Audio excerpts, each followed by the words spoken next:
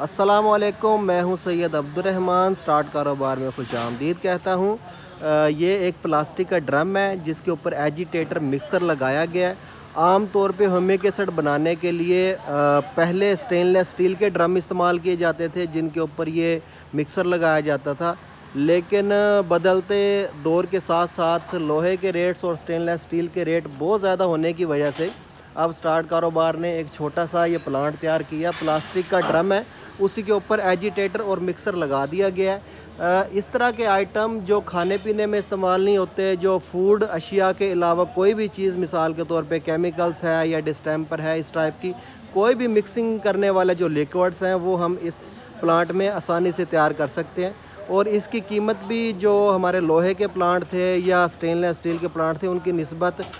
50% سے بھی کم ہو گئی ہے۔ فوڈ گریڈ میٹیریل کے علاوہ کوئی بھی چیز اس میں تیار کی جا سکتی ہے، اور یہ پلانٹ ہم نے ہیومک ایسڈ، لیکوڈ ہیومک ایسڈ یا پوٹاش بنانے کے لیے تیار کیا ہے۔